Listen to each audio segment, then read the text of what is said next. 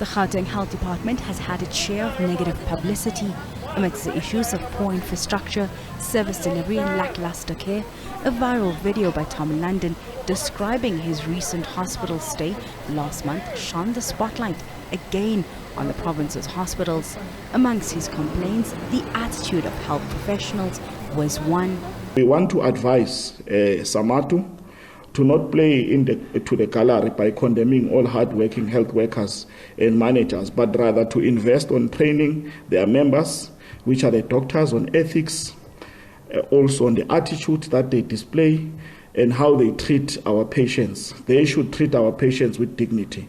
The Auditor General's latest report reflects a loss of billions in the province's health department. In terms of finances, South Africans, Gauteng residents, must be told what steps will be taken for those who built a school on a wetland in Maibui, because we've been discussing this thing.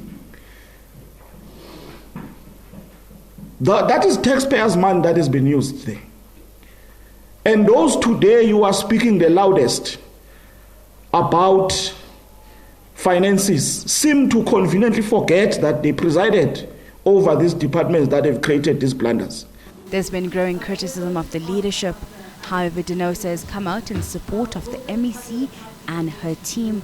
The Department of Health has always, I think it's one of the departments that might have had more than 10 MECs over the last 10 years itself.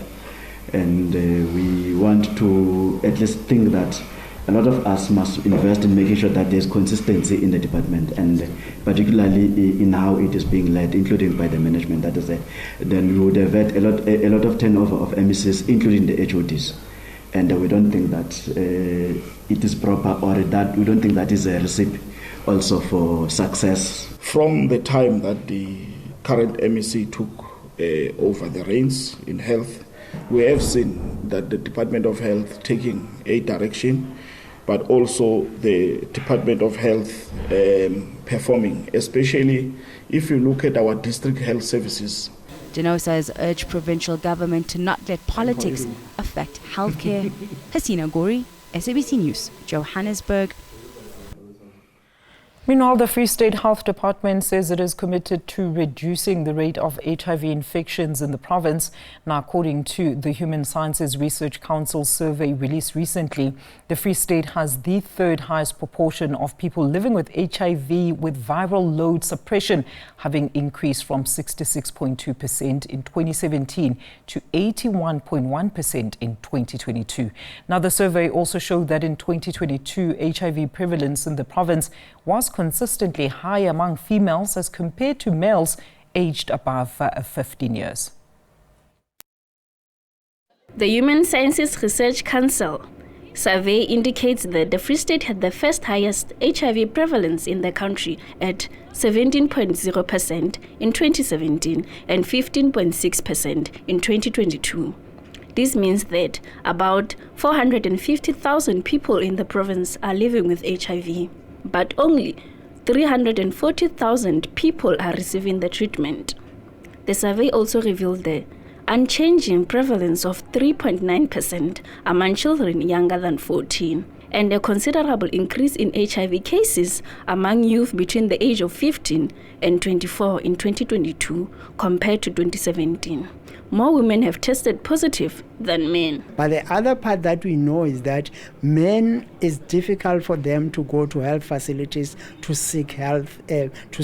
So in many instances, it could be they have not been tested and they are not aware, because naturally men take time to go to healthcare facilities, and that's the issue, the mindset that we have to fight and make sure that men seek help as early as possible. Selom Kalipi has been living with HIV for 28 years. The 46-year-old was infected by his then-girlfriend when he was 17 years old. It has not been an easy journey for him. I was diagnosed with HIV at the early ages of my teenagehood. I think I was 17, about to turn 18 on the 13th of September 1996. So I've been living with HIV for 28 years plus. It has not been easy because during that time, ARVs were not available.